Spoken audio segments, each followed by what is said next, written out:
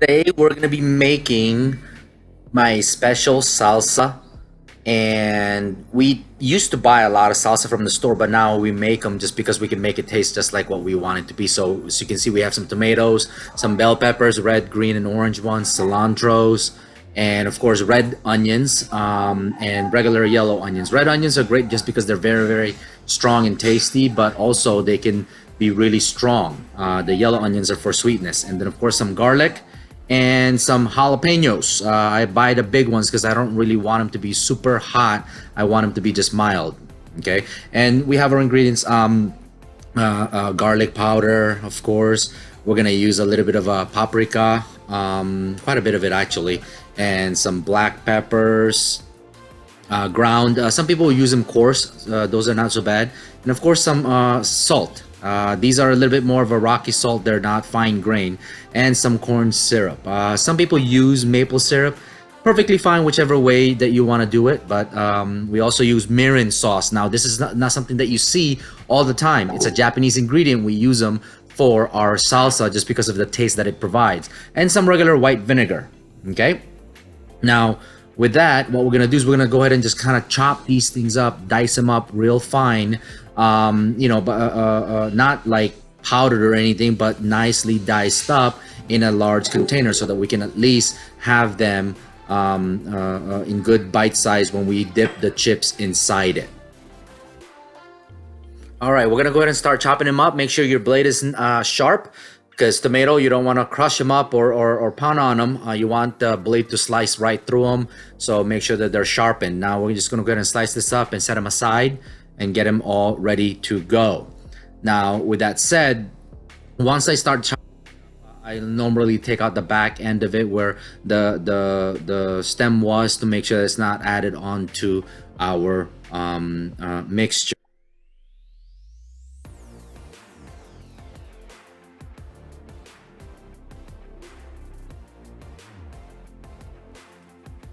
Now, as you can see, we're dicing them up, and they're nicely cubed up pieces so that they're not too big, they're not too chunky, and by the time everything else gets cut up, everything would be very symmetrical to one another. So we're just gonna go ahead and do that to all of the tomatoes first. It's important to get the tomatoes out of the way just because they are normally the largest percentage of the salsa, but also you want the juice to come out of them as quickly as possible. A little bit later, we're gonna add a little bit of tomato sauce just to kind of get that saucy salsa going.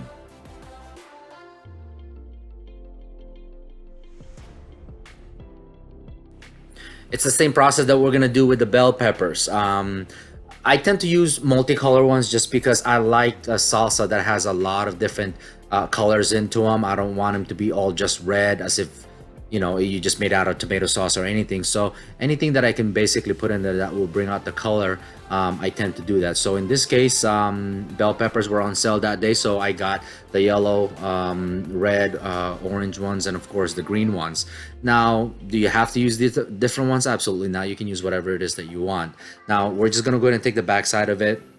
As much as possible, we're gonna go ahead and take the white film inside it, just so that it's nice and clean. And it's the same process. We're gonna go ahead and slice this up fine, and then we're gonna go ahead and cross chop it, creating those diced texture as well, and of course shapes, so that everything inside the bowl will be somewhat symmetrical. Does it have to be? Absolutely not. Can you blend these together? Yes, you can. You just have to accept the fact that when you dip your chips inside, it's just gonna be gooey and watery instead of chunks of salsa.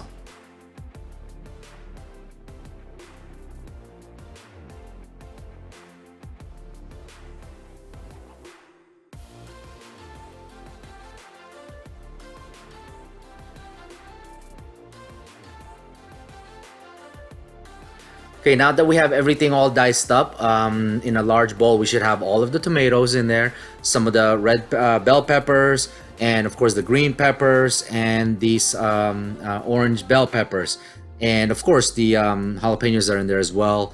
And again, you can put as much jalapenos as you want, as hot as you want it to be, but I tend to try to make it mild. The cilantro, I love cilantro, so I tend to put a lot of cilantro in a lot of the things that I make that actually can use it. But in the same thing, I'm gonna finely chop this as much as I can, and of course mix it into the bowl. But this is an entire bunch of cilantro, and some people would want to put only a few of them in there. Whatever the case may be, it's your taste. Remember, a recipe is only as good as you think.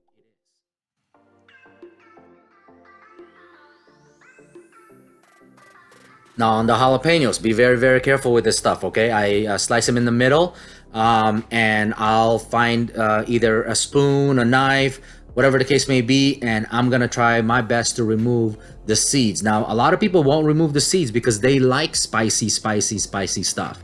For me, I really, I enjoy spicy things, but there are times where I really don't want to.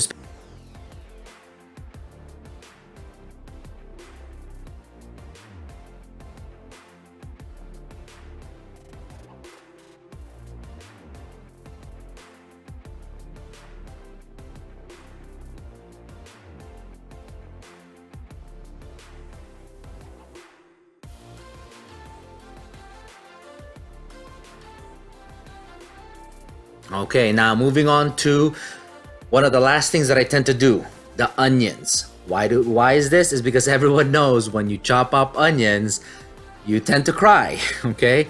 And you don't really want to do that too early on, just because you have to be able to see a lot of these things, especially when you have a very sharp knife in your hands. You want to make sure that you know where your fingers are at all times. So I tend to, well, if I know that I'm going to chop up a lot of onions, I tend to save them for last. And of course, just to kind of avoid all of that mess. Also, there is a trick to this. If you, while you're chopping up onions, and of course the sauce is coming out of the onions, the liquid's coming out of the onions, it's important that you wipe the blade off as you're chopping. And also, if you don't want to wipe them, you can actually just rinse them. What does the rinsing the blade do? It actually takes away that gooey film that or sauce that comes out of the onions. That's actually what makes you cry or tear up. Okay, so you'll notice a couple of times that I'll start chopping up some onions and then I'll rinse the blade. And this is something I learned from a lot of the chefs that I used to work with, that I don't really want to be crying while I'm making some food.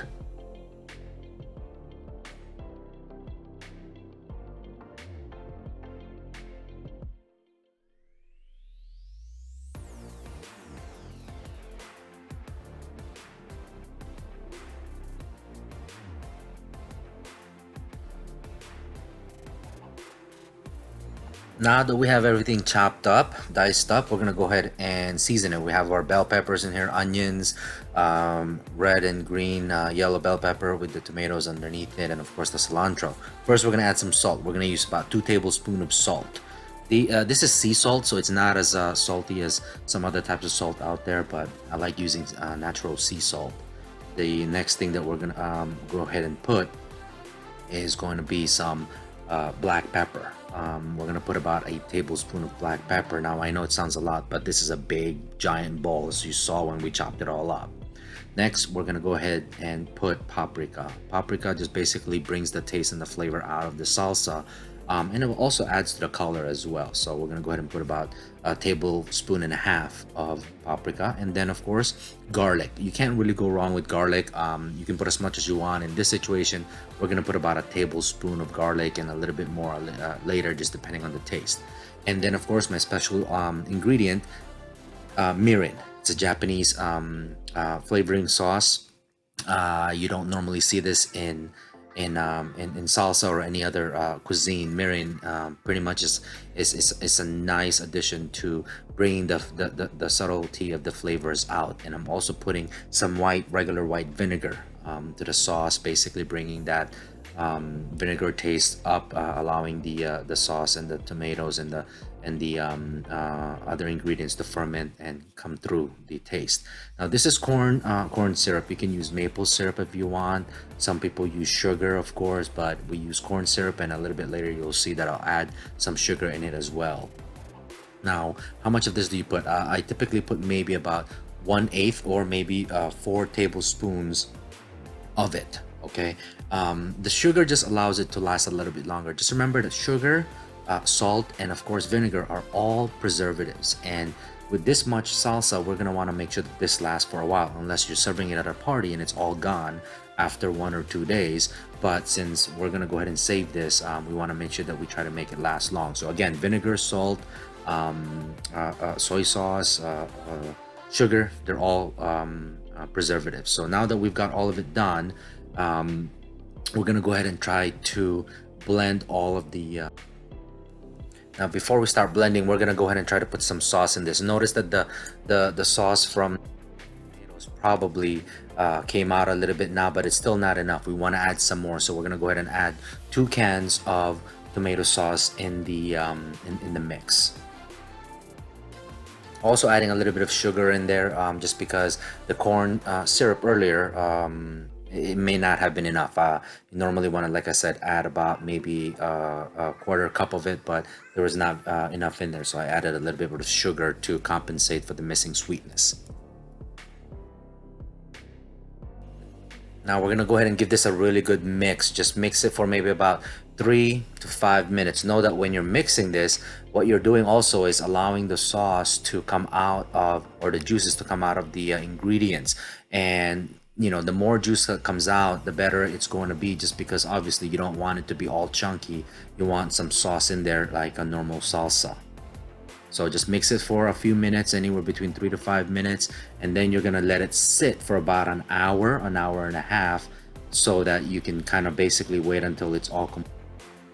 Mix it throughout the process also, but like I said, about an hour and a half before you start jarring them.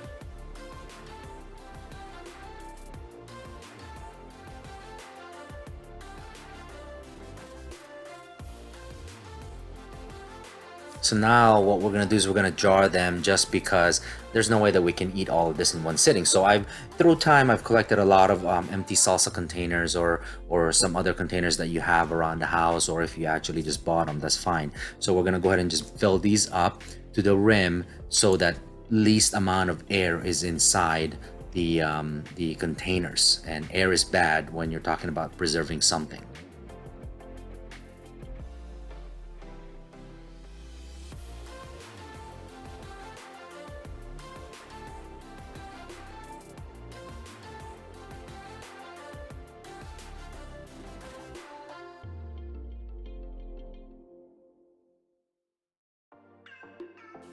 Now that we have them all jarred up, I've managed to basically fill up 3 large jars and about 3/4 of the fourth jar. We're gonna go ahead and kind of just make sure that everything still tastes exactly the way that we wanted it to.